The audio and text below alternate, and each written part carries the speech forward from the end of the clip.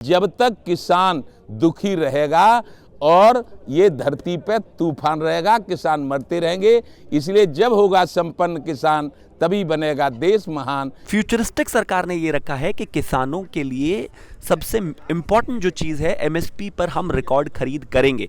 कोई ऐसा धरातल पर कुछ ऐसा दिखाई नहीं दे रहा जिससे किसान सेक्टर कोई खुश हो।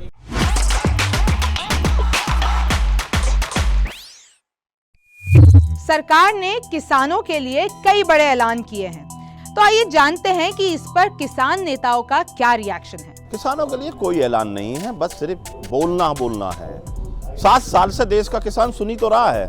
आज मेरे मन की बात सुनो, आज इनके मन की बात सुनो। अरे कोई चीज धरातल पे कर दो भाई, काहे के मन की बात सुनो।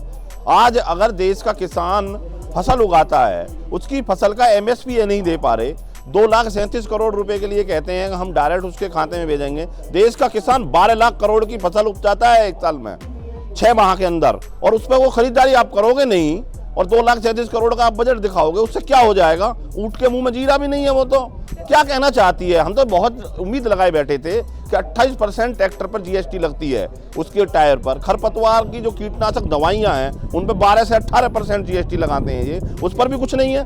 अरे कम से कम उनको जीएसटी से बाहर कर देते। हमारे जो डीजल यूज होता है, देश का किसान जिस डीजल को यूज करता है, उस डीजल को कम से कम जीएसटी के दायरे में ले लेते।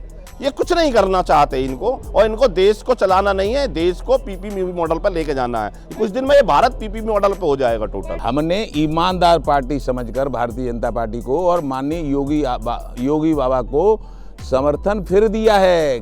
उत्तर प्रदेश में, उत्तराखंड में, पंजाब में, गोवा में, मणिपुर में। लेकिन किसानों के लिए हमें ये कहना है कि किसान आयोग का गठन हो और कृषि लागत से 1.5 एमएसपी तय हो। इस एमएसपी से जो आज एमएसपी है, मैं देश के राजनेताओं को, देश के माननीय प्रधानमंत्री जी को, कृषि मंत्री जी को, गृह मंत्री जी को और माननीय सीतारमण जी को, सबको ये मशवरा दे रहा हूँ, सलाह दे रहा हूँ और निवेदन कर रहा हूँ कि 2000 एमएसपी गेहूं की जो है उससे लागत मूल्य नहीं निकलता है, घाटा पड़ता है। क्योंकि 1 बीघा में 3 कुंटल गेहूं पैदा होता है और वो 2000 से 6000 का बिकता है और 6000 खेत पट्टे पे लेना पड़ता है। यदि फिर रही जुताई, बवाई, बीज, खाद, पानी, डीएपी, यूरिया, कटाई, गहाई, इसमें लगभग 8000 रुपये लगते हैं। इसीलिए किसान कर्जदार होता है, आत्महत्या करता है। मेरे खुद पुत्र ने 24 जनवरी सन 18 को, 35 साल का था मेरा बेटा ओम प्रताप सिंह, आत्महत्या कर ली थी। मेरी पुत्र वधू विधवा हो गई है। मेरा एक नाती और एक नातन अनाथ हो गए हैं। ऐसा देश में कहीं न हो, इसलिए हमारे माननीय प्रधानमंत्री, माननीय गृह मंत्री, माननीय कृषि मंत्री और वित्त मंत्री को इन बातों को सोचना चाहिए। मेरी उम्र 70 साल है, मैंने सब कुछ देखा है, लेकिन मैं फिर कह रहा हूँ कि न कांग्रेस ने कभी हमारी सुनी थी, इसलिए 14 में समर्थन दिया था। लेकिन कांग्रेस के ढर्रा पे ही ये किसानों के लिए न चलें, ये मेरा निवेदन है। इस एमएसपी से कुछ नहीं होगा, क्योंकि जब हम नरसिंह राव प्रधानमंत्री थे तो हमने आंदोलन किया था, तो स्वामीनाथन आयोग बना था। उन्होंने उस समय 3000 रुपया कीमत लिखी थी, वो प्रधानमंत्री ने मानी नहीं और उसी ढर्रे पे चल रहा है हिसाब किताब। इसलिए मैं केवल किसानों के लिए कह रहा हूँ कि जब तक किसान दुखी रहेगा और ये धरती पे तूफान रहेगा, किसान मरते रहेंगे। इसलिए जब होगा संपन्न किसान, तभी बनेगा देश महान। ये मेरा निवेदन स्वीकार करें भारत के राजनेता, भारत के प्रधानमंत्री। और मैं पुनः कह रहा हूं कि ईमानदार हैं माननीय योगी आदित्यनाथ जी, और सब पार्टियों को मैंने देखा है, सब ने बेईमानी और लूटपाट की है, चाहे कांग्रेस हो, चाहे वो बसपा हो, चाहे सपा हो। इसलिए मैं भाजपा को समर्थन अब भी कर रहा हूं, करूंगा और करता रहूंगा। चाहे वो उत्तर प्रदेश हो, चाहे उत्तराखंड हो, चाहे पंजाब हो और चाहे मणिपुर हो, चाहे गोवा हो, मैंने समर्थन कर दिया है। लेकिन जिनको हम बनाते हैं राजा, उनसे भी तो हम प्रजाएं, तो उनसे ही तो मांग करेंगे।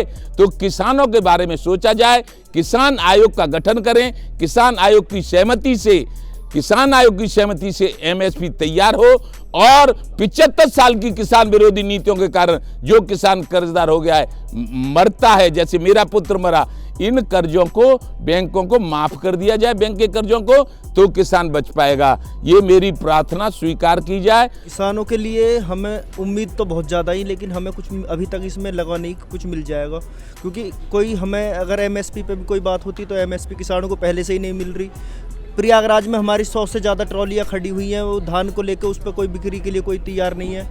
कोई ऐसा धरातल पर कुछ ऐसा दिखाई नहीं दे रहा जिससे किसान सेक्टर कोई खुश हो। कहीं ना कहीं सरकार कहती है कि किसानों के लिए एक स्टैब्लिशमेंट प्लान पहले से है, चाहे वो एमएसपी पर उनकी खरीद सबसे ज़्यादा करने की बात रही हो, चाहे इनिशियल गवर्नमेंट जब 2017 में आई तो 85 लाख किसानों के 36,000 करोड़ माफ़ करने का एक एजेंडा रहा हो। फ्यूचरिस्टिक सरकार ने ये रखा है कि किसानों के लिए सबसे इम्पॉर्टेंट जो चीज़ है, एमएसपी पर हम रिकॉर्ड खरीद करेंगे। एमएसपी पर कोई ऐसी प्रतिक्रिया दी हो, कोई ऐसी नहीं थी कि इतनी सुदृढ़ हो, इतना स्ट्रांग हो। एमएसपी पर कोई बात नहीं ज़्यादा हो पाई। दूसरा, किसान का जो कर्ज है, कितना कर्ज माफ़ी ये दे रहे हैं, वहाँ पर भी कोई ऐसा डिस्कस नहीं हुआ। और तीसरा, मैं ये देखता हूँ कि जो किसानों की जो कर्ज है उसको कितना माफ़ किया गया है इन्होंने। जो पहले चल रहा था वही अब हो रहा है। कोई ऐसा नयापन इसमें दिखा नहीं, क्योंकि किसान आंदोलन के बाद भी 3 बिल हमारे जो हुए थे वो वापस तो इन्होंने ले लिए, लेकिन उसमें संशोधन की बात थी। क्या संशोधन किया? वो तो एज इट इज जैसे पहले था ऐसा ही अब है, उसमें क्या नया हुआ?